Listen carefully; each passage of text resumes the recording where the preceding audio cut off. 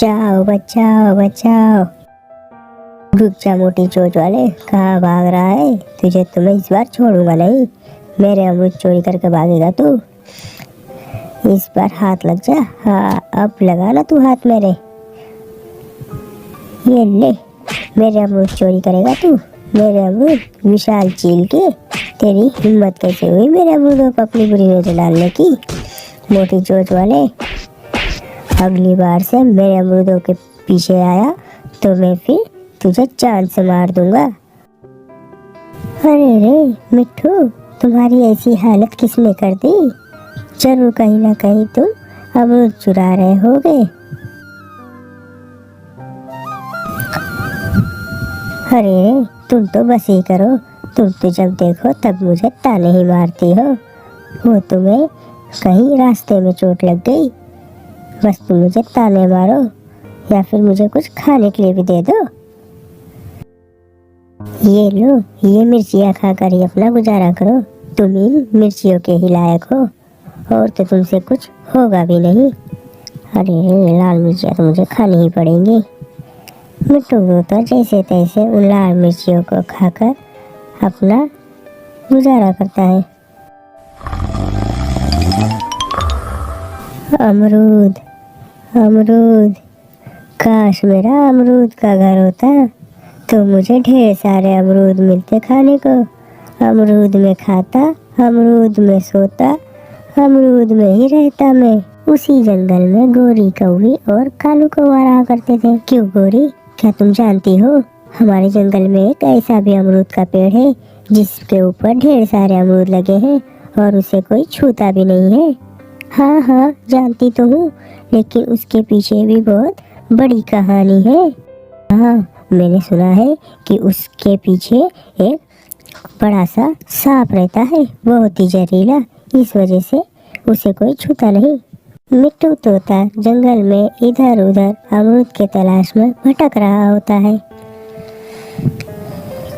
तब वह गोरी कौवी और कालू कौवा के पास आता है।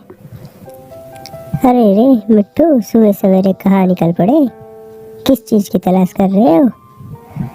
अरे क्या बताऊँ कालू, जंगल में तो लग रहा है कहीं पर भी कुछ भी बचा ही नहीं है। कुछ भी खाने के लिए नहीं मिल रहा। आज सुबह से भूखा हूँ।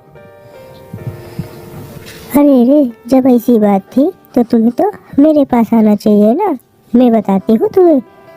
जंगल में उस पहाड़ी के पीछे एक बहुत ही बड़ा अमरूद का पेड़ है। उसके ऊपर ढेर सारे अमरूद लगे हैं। वो हाँ हाँ हाँ हाँ, मैंने भी सुना है। वो अमरूद के पेड़ के ऊपर ढेर सारे अमरूद लगे हैं। क्या तुम सच कह रहे हो मिट्टू? मुझे तो पता ही नहीं है कि जंगल में उस पार अमरूद का पेड़ भी है। पर होगा तो मैं तो चला।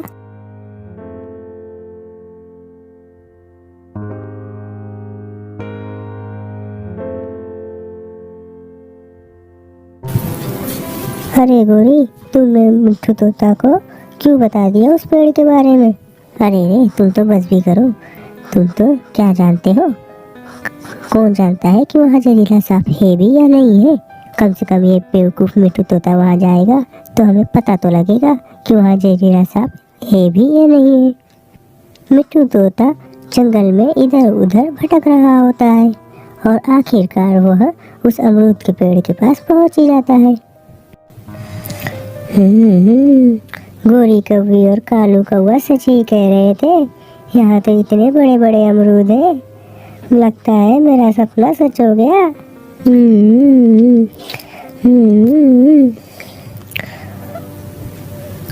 कुछ अमरूद खा लेता हूँ और कुछ हरियाली तोती के लिए भी लेके जाता हूँ।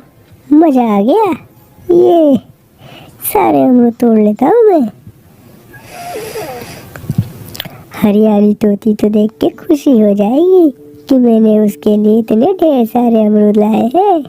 जल्दी जल्दी इन्हें बटोर लेता हूँ मैं। मिट्टू तोता उन अमरूदों को लेकर घर की तरफ रवाना हो जाता है। हरियाली तोती तो मुझसे आज खुशी हो जाएगी कि इतने सारे अमरूद ले जा रहा हूँ मैं।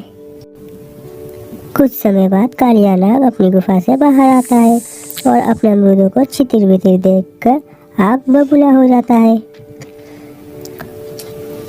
अरे जंगल में सब कौन आ गया जिसे अपनी जान प्यारी नहीं है, उसे तो मैं छोड़ूंगा नहीं।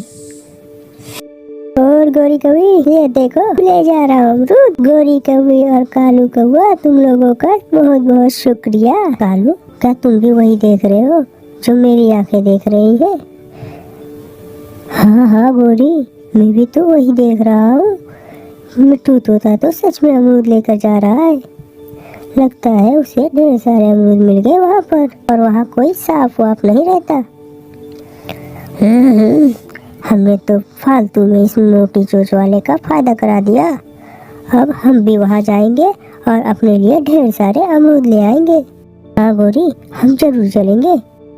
फिर अगली सुबह कालू कौवा और गोरी कौवी एक बड़ा सा टोकरा लेकर के जंगल में उस पेड़ की तरफ रवाना हो जाते हैं।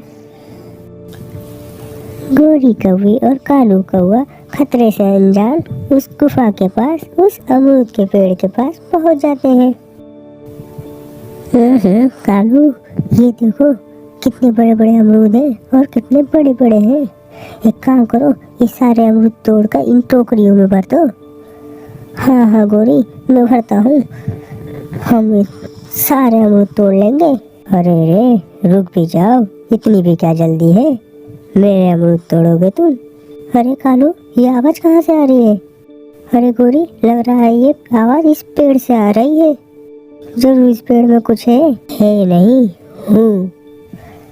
ये मेरा पेड़ है। कालिया नाग अपने जहर को कालू कौवा और गोरी कौवी पर फूंक देता है और कालू कौवा गोरी कौवी मर जाते हैं। इस कहानी से हमें ये सीख मिलती है कि जो दूसरों के लिए गड्ढा खोदता है वो खुद उस गड्ढे में कभी ना कभी जरूर गिरता है। Thank you. हमारी कहानी यूं ही देखते रहना।